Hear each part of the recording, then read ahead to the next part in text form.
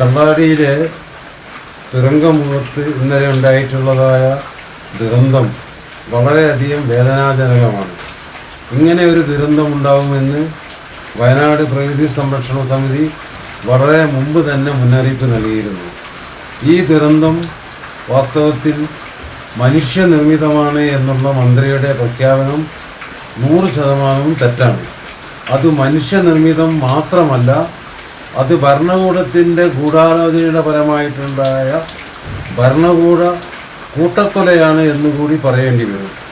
ഭരണകൂടം മാത്രമല്ല, അന്ന് വയനാട്ടിൽ MLA ആയിരുന്ന തിരുവമ്പാടി MLA ആയിരുന്ന ആൾക്കാരും അതേപോലെ തന്നെ ജുഡീഷ്യറിയും അടക്കമുള്ളതായ ആൾക്കാർ നടത്തിയിട്ടുള്ള വലിയൊരു ഗൂഢാലോചനയുടെ ദുരന്ത ഫലമാണിത്.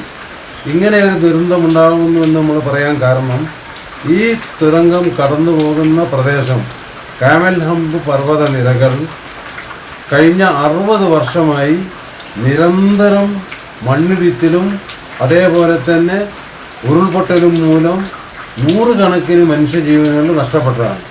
അതീവമായ പരിസ്ഥിതി ലോലമായ ഒരു പ്രദേശമാണ്. ഇവിടെ ഉണ്ടാകുന്ന ഏത് നിർമ്മാണങ്ങളും ദൂരവ്യാപകമായ പ്രത്യാഘാതങ്ങൾ ഉണ്ടാകുമെന്ന് തീർച്ചയാണ്. ഇങ്ങനെയുള്ള ഒരു പ്രദേശത്ത് മതിയായ പഠനമോ ശാസ്ത്രീയ ഗവേഷണമോ വിദഗ്ധരുടെ അഭിപ്രായമോ ഇല്ലാതെ ഇത്തരത്തിലുള്ളതായ ഒരു മെഗാ പദ്ധതി ഇത്ര തിരക്കിട്ട് നടത്തിയത് ദുരുദ്ദേശപരമാണ്. അതിൻ്റെ പിന്നിൽ വലിയ ഗൂഢാലോചനയുണ്ട്.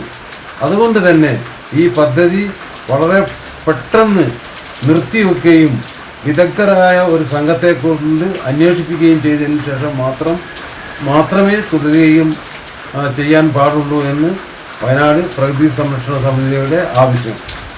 രണ്ടാമത്, വയനാട് പ്രകൃതി സംരക്ഷണ സമിതി ഇത്തരം ഒരു ആവശ്യം ഉന്നയിച്ചുകൊണ്ട് കേരള ഹൈക്കോടതിയിലും അതേപോലെ തന്നെ സുപ്രീം കോടതിയിലും പോയപ്പോൾ സമിതി പ്രവർത്തകർക്കെതിരായും പ്രത്യേകിച്ച് എന്നെപ്പോലെയുള്ള സമിതിയുടെ നേതൃനിരയിൽ നിൽക്കുന്ന ആൾക്കാർക്കെതിരായും നടത്തിയിട്ടുള്ള വത്സരങ്ങളും വീടുകളിലേക്കുള്ള മാർച്ചുകളും ഒക്കെ തന്നെ ഈ സംഭവത്തിൽ